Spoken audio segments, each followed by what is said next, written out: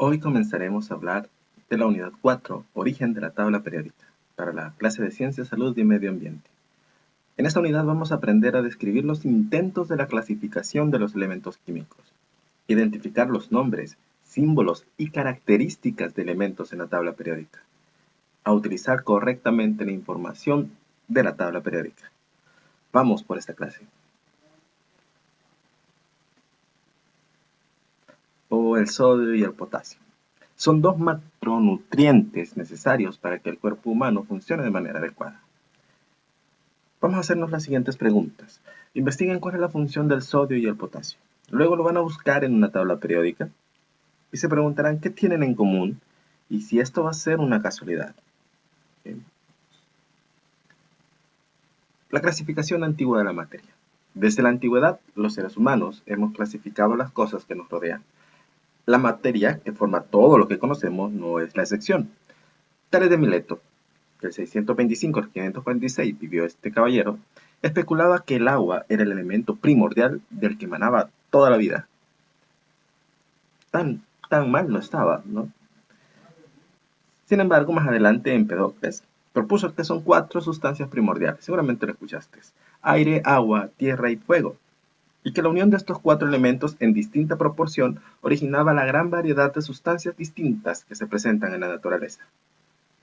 No es como Avatar, no te lo pienses así. Y más adelante Aristóteles añadió un quinto elemento, el éter, o la quinta esencia, el cual formaba las estrellas, mientras que los otros 4 formaban las sustancias terrestres. La mezcla de teorías de Aristóteles con conocimientos prácticos de la antigüedad originaron la alquimia.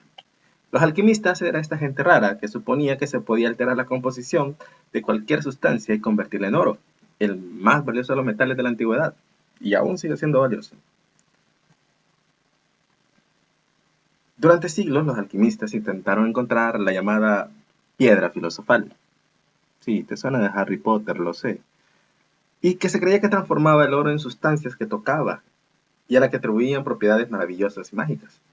Pero no encontraron la piedra filosofal, mis estimados. Descubrieron el antimonio, el bismuto, el zinc, los ácidos fuertes, las bases o alcalís y cientos de compuestos químicos más. Yo lo veo como un buen descubrimiento. Pero fue durante el siglo XVII que Robert Boyle estableció la primera definición moderna de lo que es un elemento químico, eliminando todas las ideas de los elementos alquímicos y definiendo como elemento químico aquella sustancia que no podía ser descompuesta en otra más simple. Nace aquí una nueva ciencia, la química. Hagamos una discusión. Si se tiene la definición de elemento y sustancia química, después de haber descubierto la química, ¿qué características deben reunir estos elementos para formar parte de la ciencia química? Vete pensando. Y la primera clasificación de los elementos químicos la realizó Jacob Berzelius en 1813. Dividió los elementos naturales en dos grandes grupos, metales y no metales. Los elementos metálicos eran los que tenían cierto brillo característico, eran maleables y dúctiles y conducían el calor a la electricidad, era un metal. Los no metales eran los que tenían diferentes aspectos físicos y no conducían el calor ni la electricidad, por lo tanto, un no metal. Investiguen qué significan las palabras maleable y dúctil. En 1829 el alemán Johann Dorenweiner se percató de que algunos elementos debían guardar cierto orden, como ocurría con el azufre, el selenio y el teluro, así como con el cloro, el bromo y el yodo. Estos grupos de 3 elementos se conocieron como las tríadas de Dobereiner. Para 1850 existían unas 20 tríadas que permitieron una primera clasificación coherente. Tendrás una imagen acá de las tríadas de Dobereiner. Localicen las tríadas en la tabla periódica. ¿Creen que guardan alguna relación con la posición actual de la tabla? ¿Y por qué?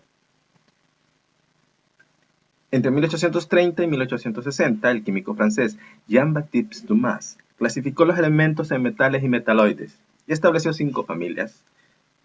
Y en 1862, el francés Alexandre de Charcot construyó su anillo telúrico, en el que los elementos estaban situados en una hélice en orden creciente de peso atómico.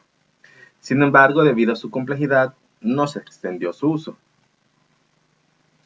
Y en 1864 el químico inglés John Newlands descubrió que al ordenar los elementos según su peso atómico, el octavo elemento tenía propiedades similares al primero, el noveno al segundo, y así. Las propiedades se repetían cada 8 elementos. Los denominó ley de las octavas, recordando los periodos musicales. No obstante, esta ley tenía el inconveniente que tras las primeras octavas la ley dejaba de cumplirse. Hay cierta discordancia sobre quién merece ser reconocida como creador de la tabla periódica, si el alemán Lothar Meyer o el ruso Dmitri Mendeleev. Trabajando por su cuenta, ambos químicos llegaron a resultados notablemente similares y casi al mismo tiempo. En 1868, Meyer construyó una tabla extendida, que entregó a un colega para su evaluación. Desgraciadamente para Meyer, la tabla de Mendeleev se publicó en 1869, un año antes de que él publicara la suya. Ah, pobrecito. Mendeleev diseñó la tabla de tal manera que hiciera aparecer las características periódicas de los 63 elementos existentes hasta entonces. Esto hizo que los elementos quedaran clasificados verticalmente en grupos con características similares. Las agrupaciones horizontales representan los elementos de la misma familia o periodo. Pero ¿quién era Dmitri Ivanovich Mendeleev?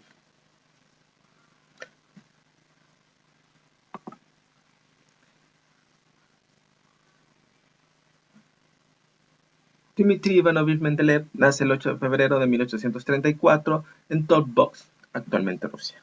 Por ser de origen siberiano, las universidades de Moscú y San Petersburgo le cerraron las puertas, por lo que ingresó al Instituto Pedagógico de esta misma ciudad. Su sistema periódico tenía la cualidad de predecir elementos que aún no existían, a diferencia del presentado por Lothar Meyer. El 17 de marzo de 1869 logró solucionar el problema de cómo estructurar los contenidos de su libro de texto Principios de Química. Esto le permitió alcanzar su principal logro de investigación, el sistema periódico de los elementos químicos o tabla periódica. En 1905, Mendeleev y Henry Moissan, el descubridor del flúor, fueron propuestos para recibir el Premio Nobel de Química. Sin embargo, ambos fueron descalificados debido a las cláusulas del testamento de Nobel. En 1906, luego de una modificación en los términos del testamento, Mendeleev y Moissan volvieron a ser propuestos para recibir el premio. En la votación final, Mendeleev fue superado por un único voto. Resultó ganador Henry Moissan. Mendeleev nunca aceptó la interpretación de la tabla periódica en función de la estructura atómica, que es el número atómico de cada elemento, lo cual irónicamente permitía superar las principales dificultades con las que él había tenido que lidiar. Esto propició que cada vez se volviera más excéntrico e irascible. Falleció el 2 de febrero de 1907 en San Petersburgo, a consecuencia de una gripe. Su aporte científico sigue siendo reconocido en la actualidad, a pesar que nunca ganó el premio Nobel.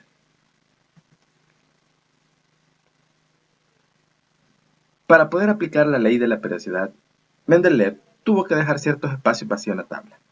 Estaba convencido que un día esos lugares vacíos, que correspondían a las masas atómicas 45, 68, 70 y 180, serían descubiertos. Logró prever las propiedades químicas de 3 de los elementos que faltaban, a partir de las propiedades de los 4 elementos vecinos. Entre 1875 y 1886 fueron descubiertos el galio, escandio y germanio, que poseían dichas propiedades.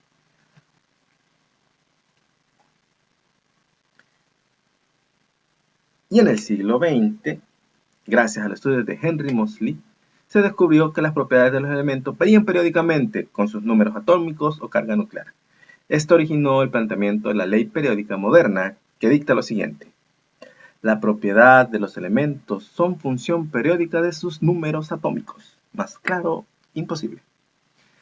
Glenn Theodore Seaborg, químico norteamericano, distribuyó los elementos químicos en bloques S, P, D y F, modificando la tabla periódica de Mendeleev, lo cual dio origen a la actual tabla periódica. Y es el único científico que en vida conoció un elemento químico bautizado en su honor, el ciaborgio. de número atómico 106.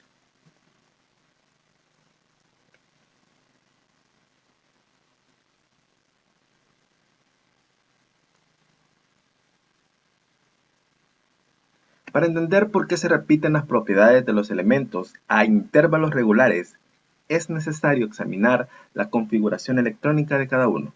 Los elementos de cada grupo, columna, tienen el mismo número de electrones en su nivel externo de energía o electrones de valencia.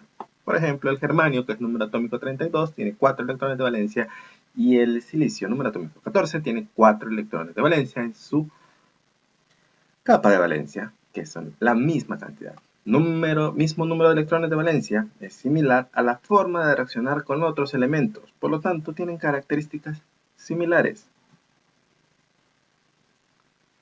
Por otra parte están los gases nobles, ubicados en el grupo 7A.